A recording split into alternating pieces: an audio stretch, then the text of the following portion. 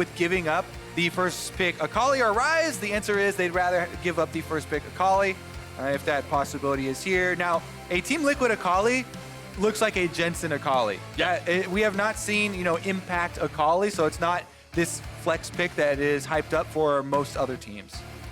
See what Team Liquid wants to go with here. The Akali's still left online. The Jayce, another one that is popular to see, and especially one that Impact's been put a lot on so far over the course of the past split and recently at MSI. Yep, that's definitely a Impact pick, as we've seen very, very often for Team Liquid. They have him pushing in the side lanes, pushing down those towers. We've also seen him get solo killed, at least in spring, in multiple tank matchups. So it learned the ropes. It is a little bit, yeah, it is definitely a little bit of a worry. It's still possible that you can put that in mid lane, but it makes you very early game oriented. You have to do snowball, and a lot of mid laners not quite on the same level there. Ssumday and Amazing locking in the Sivir and Olaf for their team as well. I really like Sivir with Olaf. Provides Olaf a lot more threat towards the mid game in these team fights where you have an early power jungle start. Olaf extremely good early on at trying to bully the enemy champion and determine those routes. And then Sivir with the extra speed makes you threatening on the back line. And the response from Team Liquid will be the lovers duo locked in, the Xayah and Rakan. Last game we saw the Xayah picked up early, Rakan not picked up with her in that first half of the pick and ban phase. Meant that Rakan got to be banned away. Liquid's not going to allow that to happen. They want the synergy this time around. Both locked in before the second round of the bans come through. And 100 Thieves are going for the Nautilus. Nautilus, definitely an underrated support right now, I feel like. Super strong tank, has guaranteed hard engage. Really, really threatening, especially into Rakan, because he is just far more tanky than Rakan. So if Rakan goes in, Nautilus, you can try and get your passive autos down. You have huge AoE damage that you can put out as well. And with Aftershock, you can actually just last longer on the front line. So it's up to the Rakan to try and figure his way out of the straight up fight, or he's probably going to get melted first. Yeah, he's got to be tricky to avoid those big old anchor bonks on the head. But as we go into the second part of the bans, 100 Thieves are hitting Xmithie's pool, taking out the Sejuani and the Rek'Sai. Two champions. Xmithie has plenty of games on, wants to keep him off of those. As Team Liquid goes after the Nico, they don't want that being played into the Jayce. We saw that matchup taken last game by Cloud9. Granted, it was Echo Fox that chose to take the Jayce into it, but that's not what we're going to see there in the top lane this time around, and Liquid have one more ban, and it's Yorick. Taking away some split push opportunities here from Ssumday. Jarvan actually locked in for a top lane Jarvan here with the Jayce on the other side. That is looking for those all-ins. Cataclysm is very, very useful here. If you have an Olaf come to the lane, Jayce has to flash out of the way. Wait for it. Wait for it. Laser focus here. Hold. I mean, you talk a lot about the Rek'Sai and Sejuani as super high play rate champions here for Xmithie. Both the Skarner and the Trundle are other options for him. I have actually really liked the way that Xmithie plays the Trundle, making it much more effective in ganks than we've seen a lot of other players. He finds very good pathways to get in and just uses the frozen ground to have the extra move speed to charge the enemy lane opponent and try and force their flash with just the threat of moving up with the bite and the slow. And once they flash, then he finds really good pillar placement after the flash with your ranged pillar to try and still get the kill in one of those flash ganks. And what we know about Trundle is it's really easy to eat enemies' resistances, and that's especially effective against opponents who have large resistances at the start and then those fall off. Something like a Rammus and a defensive ball curl, Sejuani with their passive. You can take opponents really, really close to zero if you're managed to subjugate them before those resistances fall off. And considering with Olaf, the Ragnarok gives him bonus armor and magic resistance that he loses during the ultimate.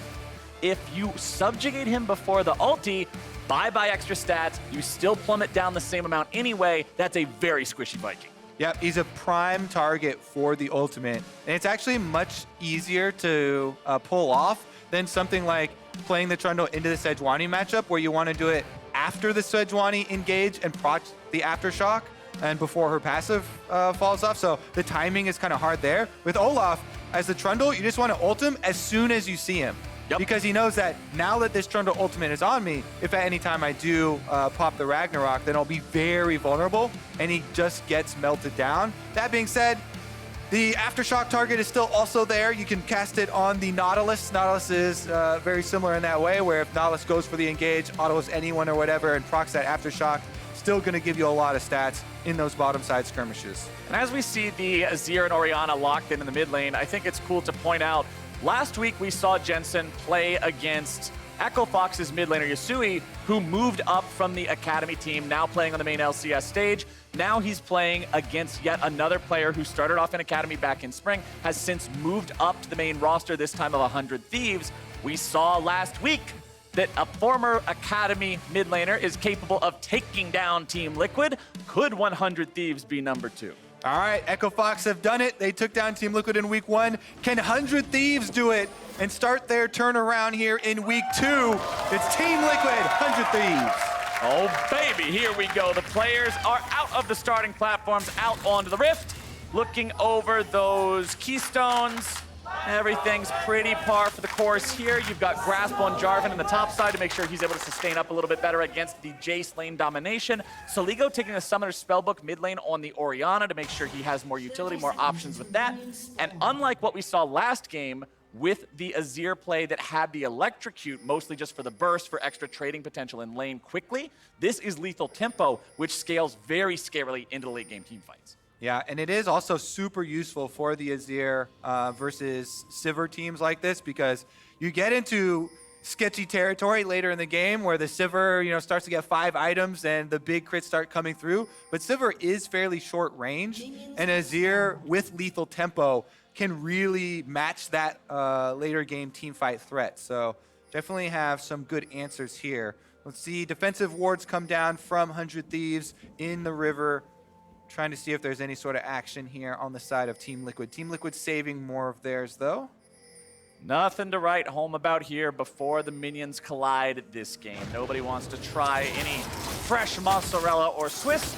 No silly invades, no late attempts at a buff. And that means that Xmithie is able to grab his red rather easily. You're going to see Amazing starting off on his own Raptor camp. Olaf is one of those junglers, because he starts with the Hunter's Talisman, has very strong AoE, is able to rapidly clear the chicken camp without any real penalty in terms of his health. You can see he still has both potion charges, and he's healthily clearing this, no leash required. Yeah, and actually health, you actually want to even get lower, so you'll see him not use the potion charges on purpose so that you get more attack speed from your passive. He doesn't use the smite either, doesn't want to heal up. It's one of those things where you ride the knife's edge with Olaf early on. Walk the line. If someone surprises you and goes for the invade early on with something like an Elise or those types of champions, they can try and look for the kills on Olaf. Trundle's not really one of those surprise champions, though. Usually want something with an early dash.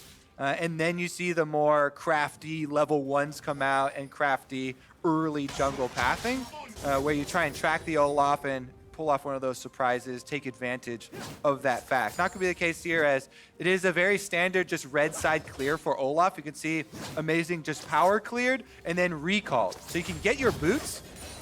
Usually we'll see this very often with Predator Olafs, but he's doing it even with just the Conqueror here. Extra boots just going to give you the early move speed, and since you would transition from one side of the jungle to the other anyway, you don't lose out on too much time, and you just come down now for the reverse clear. That does mean, though, that Xmithie has cleared all but one of his camps, since he didn't go for the early recall, and he is on the invade on the Olaf, actually popping the blast gun here back out rather than looking for any sort of early information, though. Didn't have any vision on Amazing, and we'll just take up the Scuttle Crab. Sometimes you just got to get in the enemy jungle, mess up their plants, make sure they don't have the opportunity to use those for anything sinister later, as Amazing is going to continue farming up there on that Olaf. Soligo on the back foot here against Jensen, but still farming up just fine. And something I want to point out that you can see happening on the mini-map right now, actually, is the Jayce. And this is something that I want all of the lane winning top laners to do. Impact on Jayce, pushed up the lane. Yes, Jayce is a lane bully, but then he can transition into the river. Jayce does have a knockback he can use on the Scuttle Grab to take out the resistances, and he takes the Scuttle for the team as well. So with Xmithie taking bottom Scuttle and Impact the top laner pushing in and then taking the top side, it gives so much security for Team Liquid early. You see Amazing sees that that one's gone, so his only option now is to gank mid, and Jensen is actually a good target. He's walking towards the brush. He eats the axe from Amazing. One more flies out, but it's not going to find the mark. Just a little bit of extra help there for Soligo. No wasted time for Amazing either, though, because as we said, both scuttles are already taken, and he did the red side clear, so he was waiting for his Raptors to respawn. That is 2.5 minutes for everyone that wants to get really precise with their jungle paths, that you have to wait for the small camp respawn. So he waits for the extra wave. Nice little wombo combo potential coming out from the side of Team Liquid here in that bottom lane. CoreJJ getting the knock-up, providing the opportunity for some extra damage. Impact gets hit by a single axe, but that's it. Look at Xmithie. During that show from Olaf, he went to invade, places a control ward at the red, and some deeper vision here for Team Liquid. They're tracking Amazing. See if they have any sort of play, though, because he's still fairly healthy right now, clearing out the Krugs, and they've called Impact over for the invade. 100 Thieves should be aware of what's going on right now. I didn't see any pings on the map, but Xmithie hit the Scryer's Bloom as he went into the enemy jungle, which should have made it very apparent to 100 Thieves what Liquid was up to. That's a flash. But Amazing still has to blow his flash to get away. Flash down on the Olaf, that's very big. Olaf, you'll see often take flashes when there are a lot of those hard engage options on the enemy team where you're going to need more than just a Ghost to get out of it. But Ghost is also still a very viable summoner for the champion if you're playing solo queue. DoubleLift in.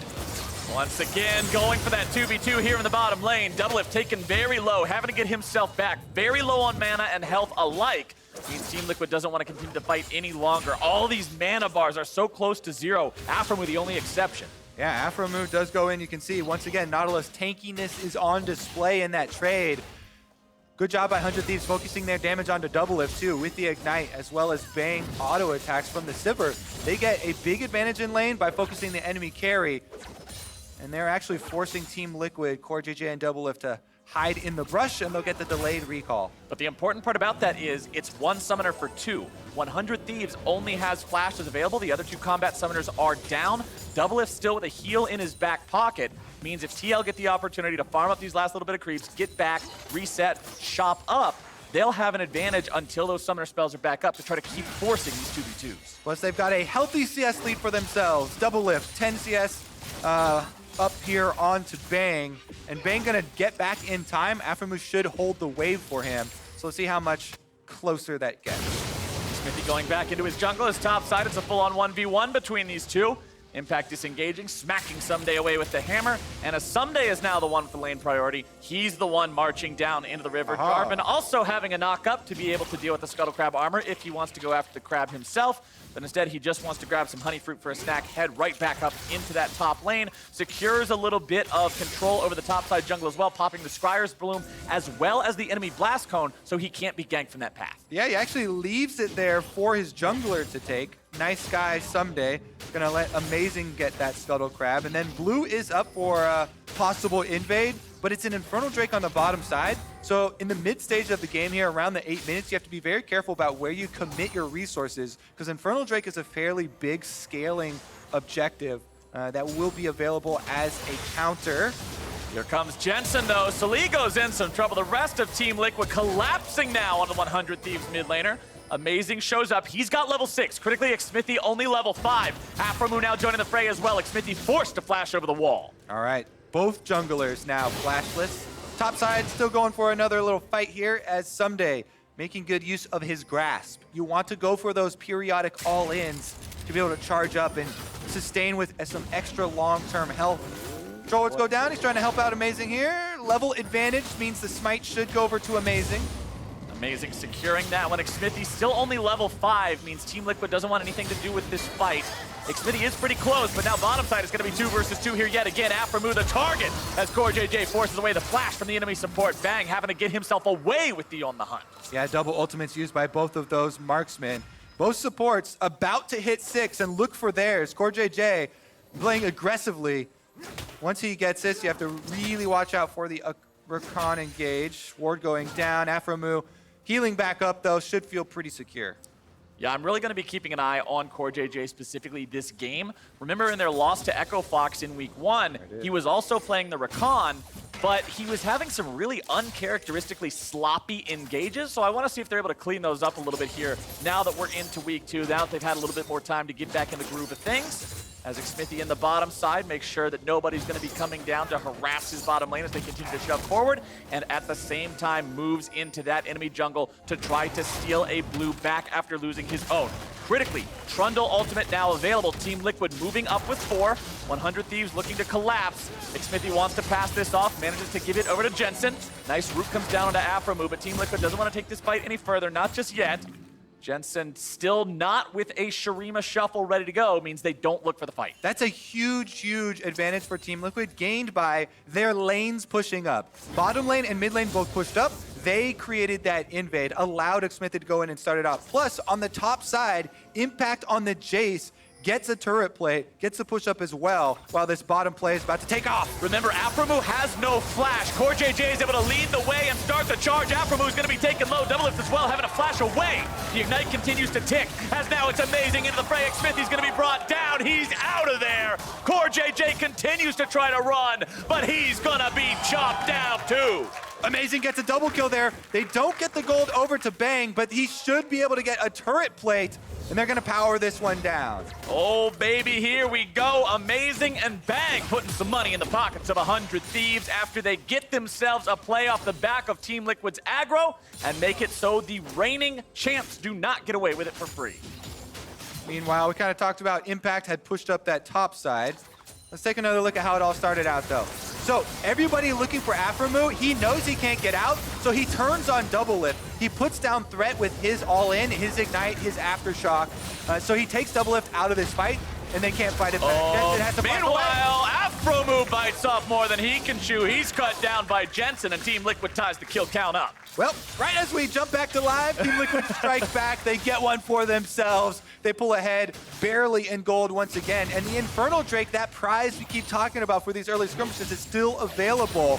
With all this deep vision that's just been put in, that might be on the table. Impact trying to knock back Ssumday, but he's getting chased down, and here comes Amazing for a possible dive. Amazing's ready to go. He does not have Ragnarok, but the question is, does he even need it? Ssumday's the target. Impact trying to turn this one back around, make it so they're not able to find the aggro onto him. Ssumday now behind enemy lines. He doesn't have the cooldowns ready to go just yet. Impact's looking to turn this into a counter kill. Amazing over the wall, throws out the axe. Impact needs some damage from that one, and somehow, some way, Kobe, no dead bodies in the top lane, but the Infernal will fall for Team Liquid. Exactly, no dead bodies, but we just said, around this mid-game, you have to be so calculated with where you spend your resources. If you show topside like that for the dive, and you mess it up, as we just saw, it costs you an Infernal Drake. Very big there. Team Liquid are able to get the objective on the other side of the map during the fumbled dive. And that is, you know, Amazing goes in on the Olaf. If you miss that first axe, they don't have a lot of time with the minion wave dying. And it felt like it was a very disjointed play, not on the same page as to whether or how to continue with that commitment. Felt a little bit sloppy from the side of 100 Thieves there. Also want to point out, because we're talking about Amazing, the build in his items, because it's very, I always like to notice whenever a jungler isn't going for jungle item completed first, he completed the Chilling Smite, so he has the extra slow and the ability to engage with that, but he's going straight into Black Cleaver afterwards just for that big one-item power spike. And a lot of times you'll see that when they get the early kills. He did get a double kill for himself, so he wants to be more powerful. Ssumday going for the EQ. He does a smart thing there where he waits. He doesn't insta-cast his combo because he doesn't want to get interrupted by that pillar. Xmithie had the right idea. You want to try and interrupt the EQ, but Ssumday holds off on the Q and is able to get over the side, so no damage done. Will they chase Team Liquid off of this Rift Herald? It looks like they do have Soligo coming forward. Soligo coming forward. Eye pops open again for Shelly. She's getting very impatient now. For the lead. Go back home here, really aggravated soon. All right, almost healed back up to full. Oh no, now she's mad again. She's slightly patient, but once again going to be marching home. Just happy to be alive, probably, as CoreJJ rotates towards the mid lane. Bang and Aphromoo also showing up here as DoubleLift says, all right, you guys can rotate around, go roam, help the team, do whatever. I'm going to farm up and get big for later. as 100 Thieves will continue to try to find some control here in the mid-game as Amazing moves into the enemy jungle, and Aphromoo and Bang go for the 2 versus 1 on DoubleLift here in the bottom side. A nicely timed ulti, gonna be keeping DoubleLift alive, but they can't find the kill. CoreJJ finds the first counter kill. Are they gonna make it a second one? Impact TP's down just to make sure he's not even required, but Team Liquid make the play. Hey, you said you were gonna keep your eyes on CoreJJ. Well, you better be quick here, Captain Flowers. I've appealed. That was a grand entrance to find the kill onto Aphromoo, who was tanking the turret to let his team complete the dive that Rakan can appear so quickly from off screen.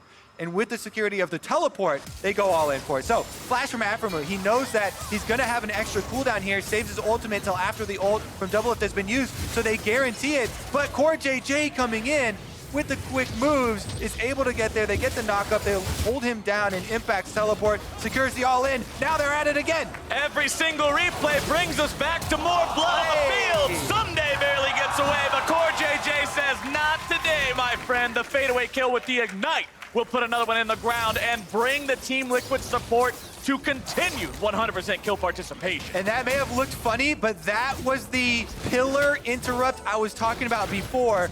Xmithie with the mechanics once again, probably best Trundle that I have seen with his pillar placements and his pillar timings, is able to force Ssumday into the wall, which pushes him back out into the river, gets the flash out of him, and then CoreJJ flash ignites for the kill and securing the objective as well in the aftermath. Team Liquid getting themselves yet another objective on this map. They've got the first Drake, they've got the Rift Herald, they've got the first turret, and it seems like everything 100 Thieves tries to do just goes a little bit sour, and when they invest those resources into somewhere that they don't pay off, Team Liquid is able to strike back elsewhere. We need to see 100 Thieves really make these plays work, whatever it is they're not doing. If they're not committing enough guys, put more guys in there. If you're not hitting your skill shots, aim that stuff better. Make sure you can have these plays work, because these continued failed attempts are going to result in this gold lead ballooning even higher. DoubleLift and CoreJJ have now swapped into the top side along with Bang and Aphromoo. First turret fallen in the bottom lane means that's the name of the game now, as the top laners will continue their split push battle on the bottom half of the map. Shelly is in the hands of Xmithie. Means they can drop this anywhere they need to put it. Tier 1 still standing in the mid lane and top lane for 100 Thieves. No ability to get more turret plates off of the Shelly summon. Oftentimes you want to summon that before 14 minutes if you can, but there was no chance to do it this game. And we'll see if Amazing can make something happen here on the top side. Aphromoo will force out that ultimate from DoubleLift. Yeah, they're definitely looking to take advantage. CoreJJ used both summoners in that last kill that he got onto Ssumday. However, Team Liquid playing it to the bottom half of the map because, once again, a dragon is on the table. Ocean Drake just spawns, and Team Liquid once again pick it up, while 100 Thieves try and make a play on the top side of the map. If Amazing is up there, that means it's very, very easy for Team Liquid to pick up the Ocean Drake. They get the regeneration, and critically, the biggest part about this play from Team Liquid, their top lane played the weak side of the map defensively. CoreJJ and DoubleLift do not overextend there. They actually gave up a lot of turret damage. They do not show themselves, and so they don't fall victim to that weak side of the map where they know that 100 Thieves would be able to win that 3v2 skirmish. Team Liquid with the objective game on cruise control this time around, making sure they're getting those Drakes as they spawn. Aphromoo gets engaged on, the pillar comes down, and he's going right back into a watery grave. Xmithie grabs his first kill of the game. CoreJJ gets ignited, but it's not a kill yet again. 100 Thieves not having the damage to respond, and now it's 4 members strong from Team Liquid, knocking down the tier 1. Again, this is the coordination of the MSI finalists, Team Liquid on display. Once they're able to get that dragon off the bottom half of the map, they rotate everybody up to the top side. Then they can go aggressive. Really nice opener there from CoreJJ to set up Aphromoo for the all-in from Xmithie. Finds another pillar. They get the kill onto Nautilus, and that gets them the second outer turret. Soligo clears out a control ward and then immediately gets away from Jensen. Doesn't want to put himself in a bad spot to get caught out, but look at the inventories right now, Mr. Kobe, because I see control ward, control ward, control ward, control ward, control ward. Team Liquid, everybody is set up to continue to control this map. It's a minute and a half away before Baron spawns, and they have a team that can burst it down fast. And you want those control wards placed to protect your split pusher, Impact. As we talked about in the last game, there wasn't a lot of vision support for the split push that they were trying to pull off. In this game for Team Liquid, you can see Xmithie immediately moves over to this half of the map, and he's able to support Impact in his split push endeavors, placing down a couple of these deep wards to allow the Jayce to play more aggressively. But mid lane, Amazing has to run for his life. He's already flashed. He's popped the Ragnarok just to retreat. Impact coming in from the side, bangs in some trouble. Knockback past the turret means he has to flash out as well. That's 2 summoner spells expended by the side of 100 Thieves for 1 on the side of Team Liquid. Yeah, Impact getting real deep in there, wanted to take down Bangs. They do trade summoners in the end, and we'll see if Impact is protected enough on the side lane by that vision that we highlighted for his flash to not go punished, because Bang's flash is the single most important flash on the side of 100 Thieves. Yes, sir. He's working towards his crit multipliers right now. Still needs a significant amount more money, though, as we're only cressing the 20-minute mark into the game. He has to be funneled more of these minion waves in order for 100 Thieves to get to the point where they can actually win those team fights. It relies so much on that Sivir AoE damage coming through with the crits. And you can see, although neither of these top laners has a kill so far, Impact almost 1,500 gold ahead of his opponent just through his CS and the fact that his team has better objective control in terms of turrets and plates early on. That means he's going to continue building these leads. You can see he's got an extra serrated Dirk up over his opponent, and although they both have a pretty impressive health pool, the base armor is very low, meaning that lethality can go a long way. Yeah, lethality definitely going to leave a mark, considering the Azir in the mid lane there.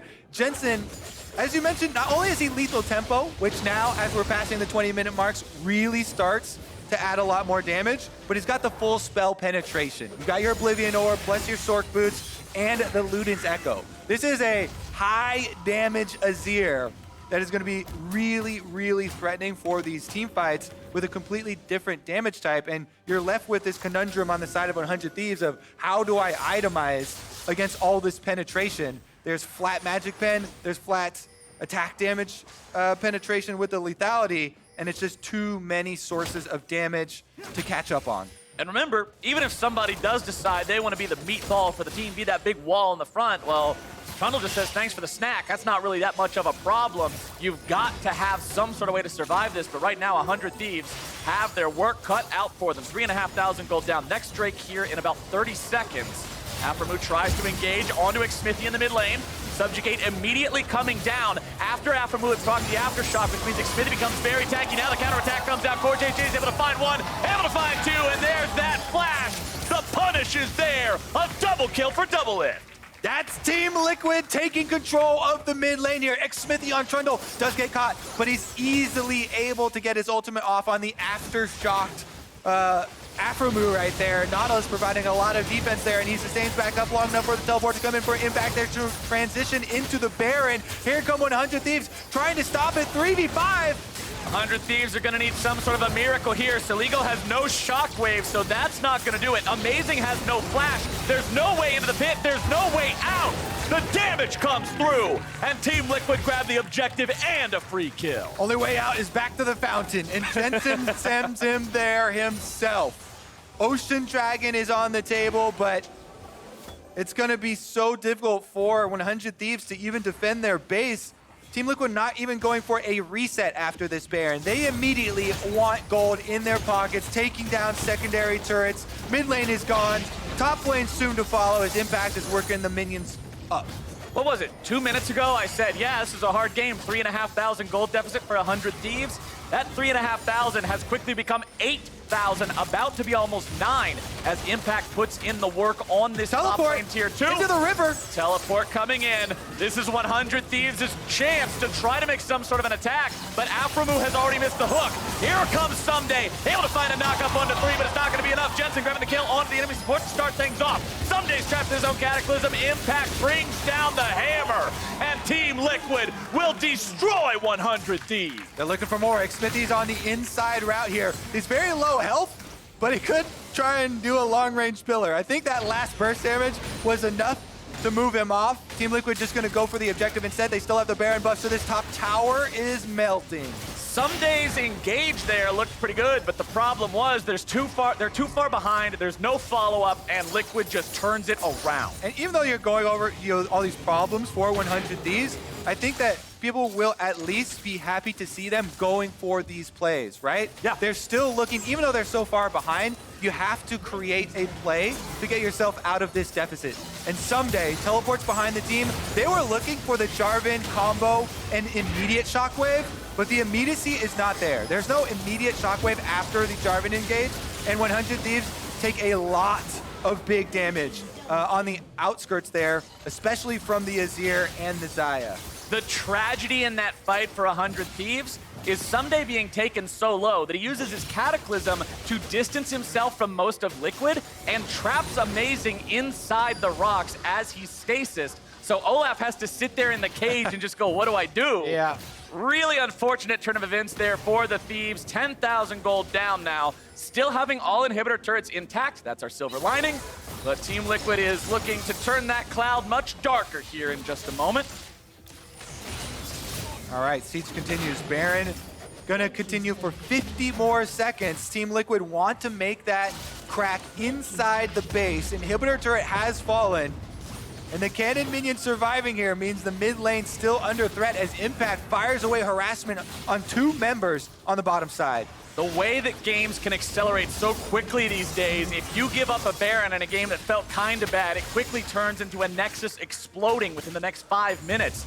Team Liquid, only 25 minutes into this game, now have themselves poised to potentially thrash the entirety of the base of 100 Thieves. Impact will continue pressuring that bottom lane. It's a 1-3-1 split as DoubleLift goes into the top side to shove up the wave. Jensen, CoreJJ, and Xmithie are plenty confident in their ability to disengage any sort of an effort from 100 Thieves. And now the 4-1 resumes with the 3 rotating up to join DoubleLift and push down that tier 3. Yep, it looks like top side will be defended by 100 Thieves, so that means bottom side will be all Team Liquid. Impact and CoreJJ are enough to take that one down. CoreJJ goes in onto Ssumday, who's going to be eating some damage. Now Impact's in some trouble, having a flash out of the Cataclysm. Xmithie going forward, able to find a little bit of damage now onto Amazing. But it's 100 Thieves that again lose out in that trade, and that means they will lose out on their bottom lane inhibitor. And I think we're in for one more reset here for Team Liquid. Before they return to this base to finish the job. They've gotten so much money off of that Baron play. They took down both mid and bottom all the way through the 100 Thieves base. So they'll get the Ocean Dragon on the way out, reset to go spend all of that money. And you can see on the scoreboard how difficult it will be. These are bounties on every single Team Liquid member, every single member in this game. Far enough ahead of their opponents to earn a gold reward, and they will be coming full steam ahead for that Nexus. You're gonna have to work for that reward, though. These guys have already shown if you give them an inch, they will take a mile in these fights.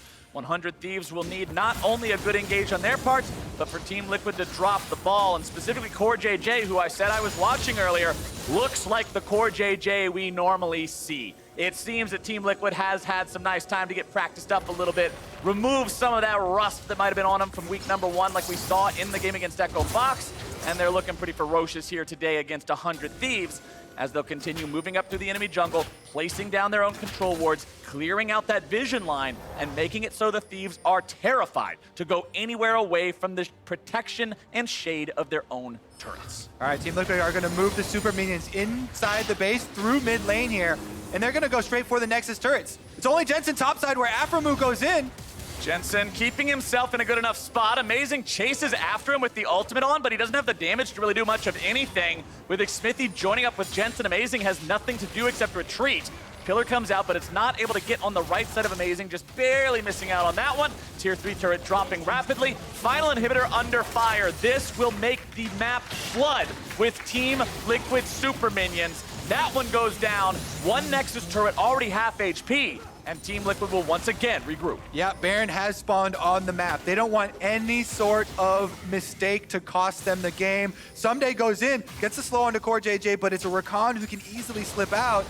And if Team Liquid don't mess up here around the Baron, it leaves 100 Thieves with very few options. Their backs are against the wall. They know they have to throw the Hail Mary. They've been trying to fight their way out of it, but haven't been able to find that mistake from Team Liquid to capitalize on. And now, with all the super minions, they have too much work to defend their own base to even think about defending the Baron. This is such a bad choice to have to make because you're picking between a 1% chance play and a 1.1% chance play of staying in the base and defending, giving up Baron, or trying to go contest a Baron. Your ability to win this game is nigh completely out of your hands because of the lead built by Team Liquid. And at this point, you're just hoping that somehow, some way they have a race into your own fountain because shy of that, Kobe, I don't think there's any way for 100 Thieves to win a fight. The damage, the items, the coordination, it's all on the side of Liquid. And all they gotta do now is just play escort service. They're the tour guides for these super minions. And here you see the lovely ruins of that turret we knocked down 3 minutes ago. On your left, you will see the Brambleback. If you all stand up and look to your right, you will see some extra wards. This is the 100 Thieves base. They've been there before. Team Liquid, purple buff on all the supers. Purple buff on all the supers, purple buff on all the champions, purple buff all over the map, and 100 Thieves are looking to go in. Jensen gets himself away, impact into the back line. Aphromoo going to be exploded here at the very start. Guardian Angel procced on Ssumday. Amazing is already down, banging Soligo in full retreat. Ssumday not able to get himself away. Flash or not, you don't escape that one, and 100 Thieves will not escape TL. Team Liquid will take them down.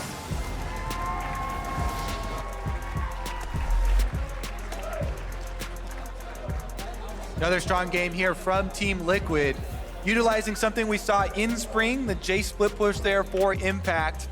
A lot of power on the bottom side, and distraction opened up room for impact to get early turret plates, which definitely helped them all down along the line. Jensen was a beast on that Azir, huge damage threat through the mid game, with all of that AP kind of offsetting, all the armor that 100 Thieves had to build. The Azir damage was on display every time he encountered any of those members. Honestly, everybody from Team Liquid seemed to just outperform their counterparts this game. I liked the fact, as you already mentioned, that we saw 100 Thieves go for plays, try to do something proactive. That was one of my criticisms of them in week one. They seemed very passive, often at a point where they were wondering, what's the right move? What should we do here? If it wasn't successful enough, it looked like they weren't willing to commit to something. And although those plays might have failed this time, I'm glad to see them trying to set up dives, trying to set up plays to make, because that's at least how we're going to get somewhere for this team that has a long way to go. Meanwhile, Team Liquid getting another very convincing victory for themselves, and it seems like they're getting right back into the groove of things here pretty quickly. Week 2, looking strong. Well, that's what you like to see from one of the teams that is one of the best in the region, but for more on their most recent victory, let's send it back to the State Farm Analyst Desk.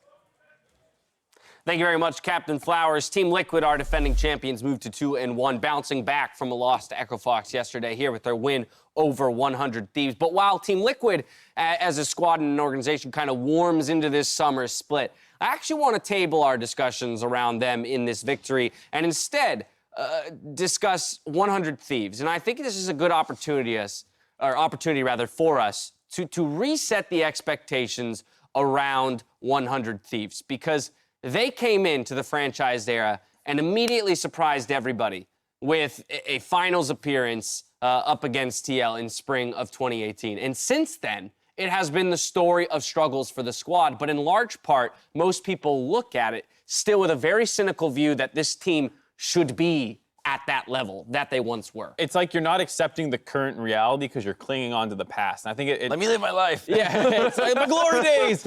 But it kind of hurts your ability to appreciate or really properly accept what's happening right now. So like when I did the powering on the dive, I put them 6 because I'm like, this should be a great team. And even if these side grades are only side grades, the potential is so high. And if it works out, they do better. But if you take away all the nameplates, you take away everything, and you say the 10th place team from spring made side grades, where should they finish now? Why would they finish 6, Mark? Right. Like if I pose the question to myself that way, it's a very different situation, and then it kind of changes how you appreciate when they do find wins and things like that. It's hard to separate the history that the stars on this team have had. You've got Ssumday, Bang, Aphromoo, even Amazing. Like, I think the individual talent is really what's making it hard for even me to accept why is 100 Thieves in this position. Right. But you know, just like any good career, there's going to be ups and downs. There's ups and downs. You have world champion as well as multiple LCS champions on that roster,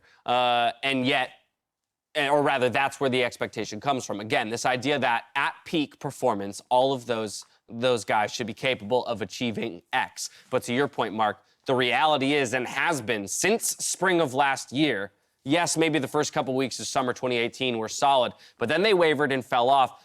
And now 10 months later, I think we have to accept that this is a 10th place team and start evaluating them with that in mind. And it puts a very different light onto the team and the progress they've made. Right, and I think it's important not just as the people in the LCS, but as fans and as people on the team, like they are under the most hate of any team I've ever seen that is not like contending for number one. Like they don't have like another fan base going after them. It's not like TSM fails and all the TSM haters come out of the woodwork kind of thing. Like they have so much external pressure on them.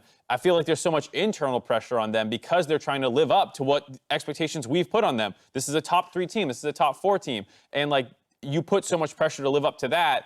That's what you tunnel on, as opposed to how do I get better today to become an 8th place team? Because you're so desperate to get back to 4. It's like, don't worry about that. You're not that. And, you know, fans having that same like appreciation of what the journey is for them, not just why aren't they 4th? Like, how do we get to 8th or something? Yeah, and to get better, you do have to face reality. You have to address and understand what is currently going on, what is the problem. But I also want to reiterate that doesn't mean that these players have fallen off the map and that they will never get back up there. I think that the players most certainly have the potential to be as great as they have always been. It's just going to take a long time. It's a grueling process. It's not going to be, oh, one game and they're back. There they are. The world champions. They're here again. It's going to take weeks after weeks of slow practice, of integrating with each other. And that's where I want to see us with 100 Thieves. They're in just as unfamiliar a situation as we are analyzing these players in this situation. It's a surprise to us that Aphromoo seems to be one of the, you know, weaker performing members on this team that had great expectations. But again,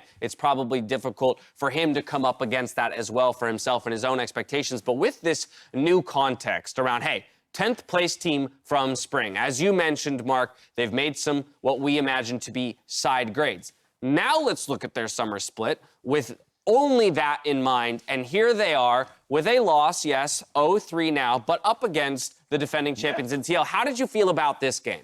I felt better than I did about some of their other losses last week, where like you just watch them bleed out slowly, and it's almost this like oppressive, there's no way they're gonna win feel. They got a double kill in the bot lane. They tried to push that further by looking for dives. They got turned around because CoreJJ is really good. Okay, they tried to dive top lane and kill Impact. Okay, he survived because he's really good. But we saw the elements of what a team would need to do in a win. Yeah, they got out executed, but it wasn't a mentality block like I was kind of seeing last split all the time. Even last week in some of their matches, we saw them being very proactive, but it wasn't a proactivity that lasted throughout the entire game. It was a few bursts here and there, like, oh, there they are trying to make a play, and okay, 50 minutes later, there they are trying to do it again. So they are coming up with some sparks. So it is exciting to see them at least have that. And it's just going to be a matter of, okay, do it again and again and again and keep doing it. Keep that entire mentality throughout the game, because it is a mental thing that we're looking at right now. Individually, we know these guys are talented. They just have to be a unit and be on the same page. So to color the expectation just one more time in finality, Mark, I'm coming back to you. You mentioned that on the dive, you threw them in that 6th place position in rankings,